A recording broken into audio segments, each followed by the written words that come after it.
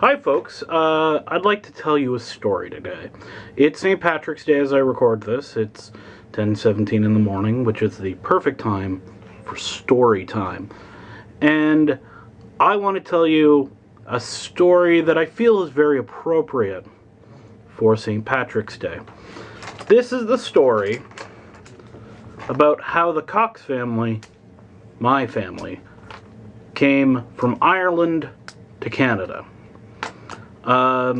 There are other stories I've heard, most all of these from my father, so there's a bit of distortion. My father, of course, would never lie about this. He's a fine, upstanding member of the clergy, which might be where I learned to tell stories. But this is the story my father told me about why we came to Ireland. In addition to perhaps we were dealing guns to both sides of political conflicts and strife and other narratives that all families seem to acquire. This one, though, this is the one that I believe. So this is a true story. My family moved from Ireland to Canada, in fact, near Bayfield, Ontario, in about 1833. And they moved from Enniskillen, in the kind of north-central bit of Ireland, to Canada, for really no good reason that I've heard. But the reason that I've been told is really compelling. So, my great-great-great-great whatever grandfather, 7 generations back, John, he was out working in his field. And he was doing field things. He was plowing the field, getting it ready, tilling the soil so he could plant. And he looked over at a rock. There was a rock in the field, a large rock that had for generations before he got there been left undisturbed. It's Ireland. They do that kind of thing. So he looked at the rock, because in the field there wasn't much to look at but the rock. And so he looked at the rock. He gazed at the rock, and there's nothing happening because it was a rock.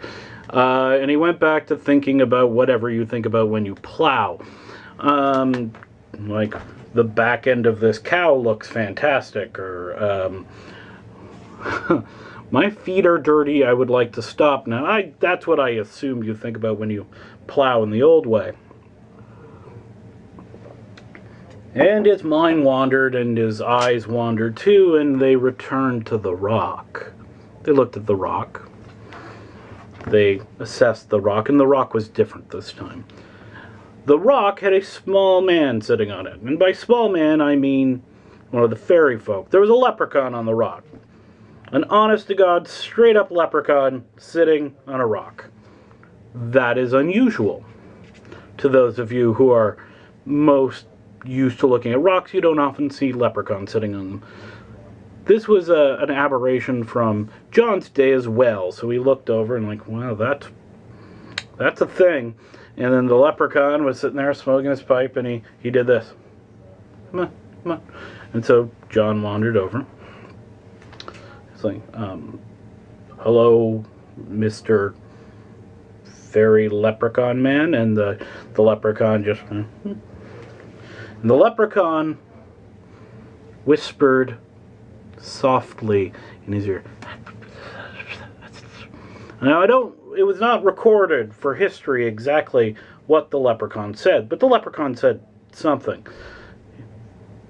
And that something was significant, because that very day, my great whatever, John went and bought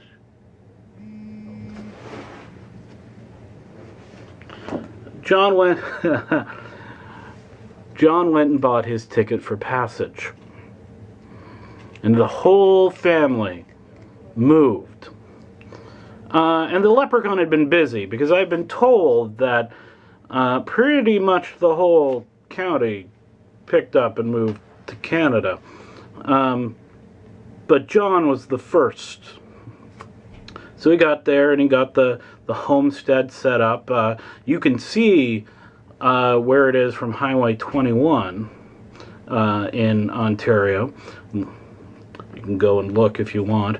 And so he was out farming the field, again, thinking about whatever you think about when you're farming a field, whenever you're plowing and like, well, it's a different country, different cow, but the butt's pretty much the same. I haven't spent a lot of time looking at the back end of a cow, but I'm assuming it gets old. And then he looks over and there's a rock.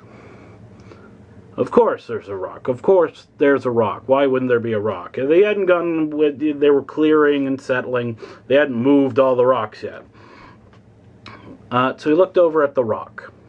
And he thought about the rock, and he noticed something odd about the rock, something that had not been there the last time he saw the rock. There was a small man sitting on the rock, a small fairy-like leprechaunish man. In fact, it was the same leprechaun that had been on the rock all the way back in Ireland. So he looked at the rock. And he looked at the leprechaun. Leprechaun sitting there, puffing away on his pipe.